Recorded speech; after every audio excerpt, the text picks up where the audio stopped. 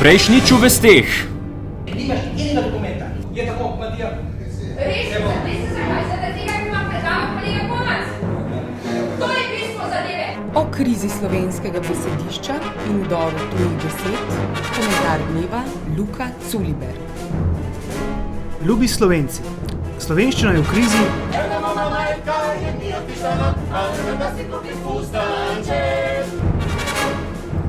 V Kopru pa sneguje.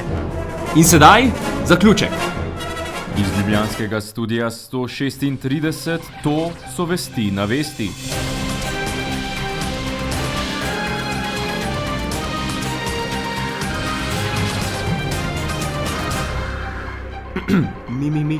Mi.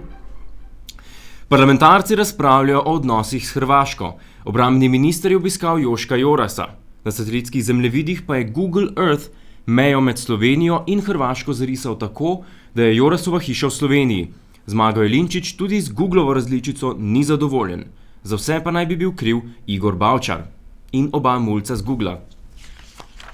Meja pri Savudriji oziroma pri mejnem prehodu Sečovlje bi pravzaprav morala biti pri koti 163, to je na vrhu hriba pri kamnolomu. Tam je bila meja med republikama, Socialistično republiko Slovenijo in Socialistično republiko Hrvaško, in so takrat prve dni agresije, v tistem času, ko je Jugoslovanska ljudska armada napadla Slovenijo, so v istem trenutku Hrvatje z silo pregnali slovenske delavce, ki so hoteli tam gor narediti mejno točko, in so jih pregnali v dolino. Bavčar ni reagiral, ker ga je bilo strah, Janša ni reagiral, ker je imel verjetno druge posle, skratka, zadeva se je pustila. In še ko so prišli Hrvatje v dolino, jim je Bavčar dovolil, da so postavili še na drugi strani Dragonje svoje pozicije.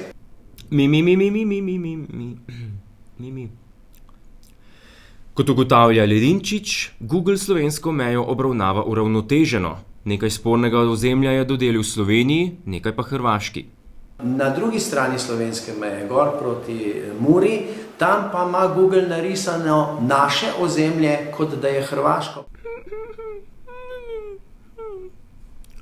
Na današnjem sestanku predsednika vlade s predsedniki parlamentarnih strank v Hrvaški bo LDS predlagala postopek za reševanje vprašanja meje.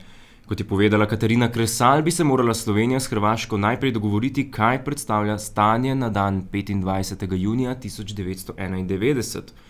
Ne glede na to, da to vprašanje že obravnavajo meddržavne komisije, Kresalova od današnjega sestanka ne pričakuje veliko. V resnici pričakujem, da bomo dobili neko poročilo o stanju tega, kje zdaj te komisije so. Nekatere vem, da so se dobivale, nekatere so se dobile, pa so šle na razen in se niso srečale nikoli več. Torej, kdo drug je najboljši naslov kot premier, da nam pojasni, kaj se s temi komisijami dogaja. Predsednica LDS pravi, da se s prestopi članov kranjske LDS zares ne obremenjuje in da v Kranju pridobivajo nove člane. Odgovorila pa je tudi na vprašanje o njenih odnosih z Gregorjem Golobičem. A ste se z gospodom Golobičem kaj o tem pogovarjali? Ne. Pa se nameravate v prihodnje? Ko se bova srečala, ga bom zagotovo pobarala. Kako in kaj. Kaj mu boste pa rekli? To bo pa odvisno od situacije. Koprski župan Boris Popovič od države zahteva 16.667 evrov odškodnine, ker naj bi bil po njegovem mnenju leta 2003 nezakonito priprt. Popovičev pravni zastopnik Franci Matos je sodišču predlagal zaslišanje tedanjega generalnega direktorja policije Marka Pogorevca, tedanje generalne državne tožilke Zdenke Cerar, poslanca SDS Pavla Ruparja in tedanjega državnozborskega poslanca Lojzeta Peterleta. Te priče bi po navedbah Matoza potrdile, da je Pogorevc izjavil, da je bil postopek zoper Popoviča politično motiviran, tako kot tudi sam pripor. Jaz sem samo povedal, da so se sestali Pavle Rupar, seveda gospod Marko Pogorevc in gospod Lojze Peterle pred drugim krogom predsedniških volitev z seveda gospodom Popovičem in takrat je ta izjava vladana. Sodišče očitno, ker ni potrebovalo niti strokovnega mnenja v zvezi samega sklepa, niti ni seveda usvojilo dokaznega predloga po zaslišanju preiskovalnega sodnika, je pa usvojilo vse predloge po zaslišanju prič glede višine škode. Torej iz tega seveda jasno in evidentno izhaja, da bo sodišče izvedlo vse dokaze v višini, medtem ko misli, da je zahtevek po temelju, torej glede same odgovornosti države utemeljen. Matoza smo ob tej priložnosti povprašali tudi o tožbi krajanov proti Iplasu, v katerem zahtevajo zaprtje tovarne zaradi negativnih vplivov na okolje.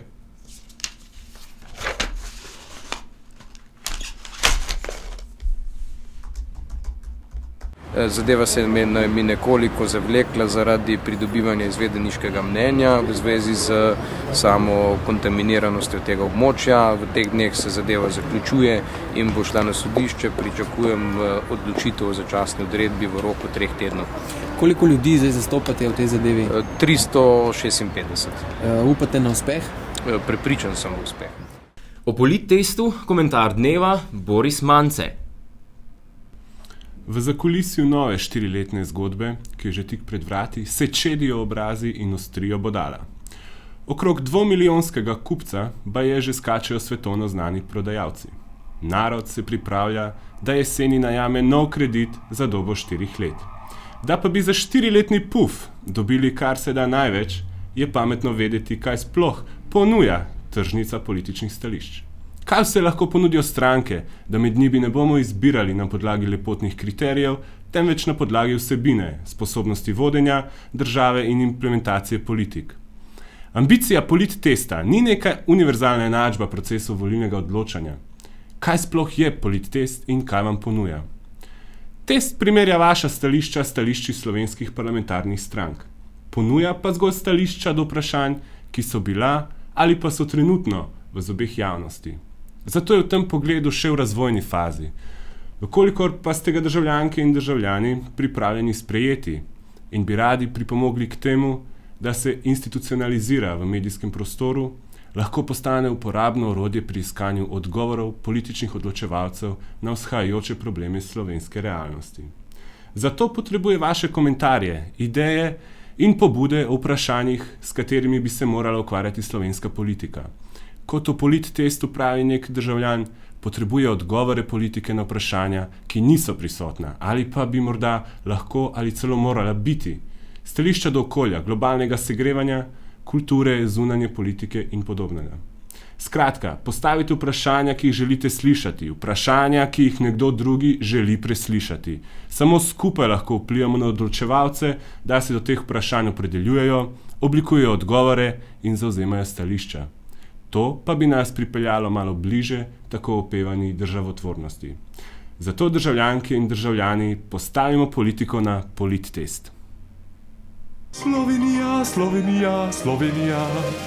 Kultura. Do re mi fa sol. Do re mi fa sol sol. V Cankarjevem domu razstavlja protivojni reporter Jure Eržen. Tekste, ki spremljajo fotografije, pa je prispeval njegov sodelavec z Dela Boštjan Videmšek. Protivojni reporter, tako se počutam, ker to me zanima, ker bi rad naredil to, kar se dogaja, pa kar zelo veliko v resnici ne vemo, pa mislimo, da se nas ne tiče, pa se mi zdi, da se, pa da se da kaj narediti in jaz s tem, ker me pač zanima, novinarstvo me pač zanima, jasno, in mislim najbolj na svetu od vsega in bi rad tle naredil največ, kar se da.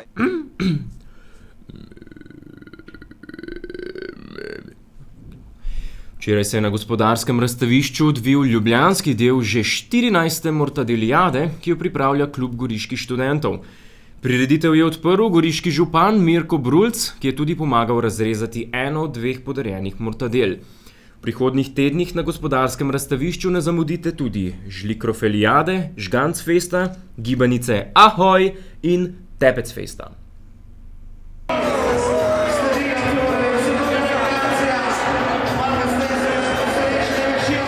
Mortadela goriška je vedno najboljša, ampak računam, da bo bit prispeval prihodnje leto še enkrat večjo, kajti naši študentje si jo zaslužijo. To je generacija, ki bo prihajala v Novo Gorico graditi Novo Gorico in medsebojne odnose s sosednjo Italijo.